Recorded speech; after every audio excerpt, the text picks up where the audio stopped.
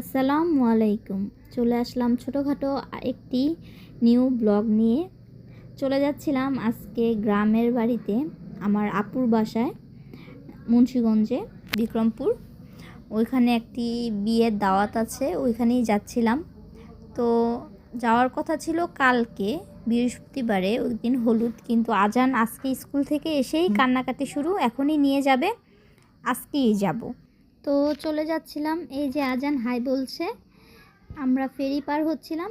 এই যে লাড্ডু সোনা, তারা অনেক এক্সাইটেড, অনেক খুশি নদী পানি দেখে। আমরা ফেরি দিয়ে পার হচ্ছিলাম, মোল্লার বাজার দিয়ে যাচ্ছিলাম। তো ওর বাবা আসেনি, ওর বাবা আসবে বৃহস্পতিবার বিকালে। তো আজান এটা দেখাচ্ছিল, ওইটা দেখাচ্ছিল, সে মহা খুশি যে আম্মু কথা রেখেছে, যে একাই নিয়ে যাচ্ছে আম্মু, এর জন্য। তো ওর খুশি কে দেখে, ও অনেক খুশি, অনেক দিন পর গ্রামের বাড়ি যাচ্ছে, এর জন্য ওর গ্রাম অনেক পছন্দ, এর জন্য ও সে মহা খুশি। তো এই যে এখানে ইটের ভাটা, তো ওইগুলো দেখছিলাম, আমরা নেমে গিয়েছি, এই যে যাচ্ছিলাম। লাড্ডু সোনাও দেখছিল সব চারিদিকে, সে টুকুর টুকুর করে হেঁটে হেঁটেই যাচ্ছিল আমার হাত ধরে। তো আজানকে আমার আবার পার্স ব্যাগটা দিয়ে দিয়েছি, তুমি এটা রাখবে, কারণ আমি এইভাবে ব্যাগ নিয়েছিলাম, ক্যারি করছিলাম, আবার সাথে লাড্ডু সোনাকেও, তো ওই ব্যাগটা ক্যারি করতে কষ্ট হচ্ছিল, তো ওকে দিয়েছি। পরে আমরা গাড়িতে উঠে গেলাম, সিএনজিতে যাচ্ছিলাম। রাস্তাগুলো দেখলেই মন জুড়িয়ে যায়, এত ভালো লাগে এই রাস্তাগুলো দিয়ে যেতে।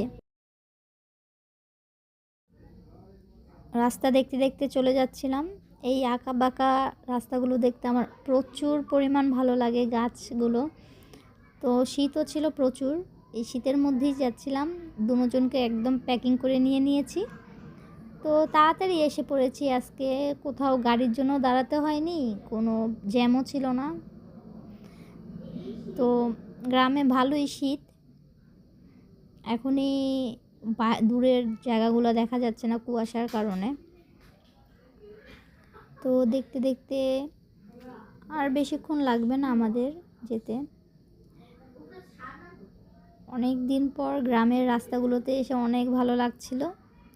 তো আমার আইনের বিয়ে ছিল, 24 তারিখে বিয়ে, তো 23 তারিখে গায়ে হলুদ, তো ওখানেই যাচ্ছিলাম।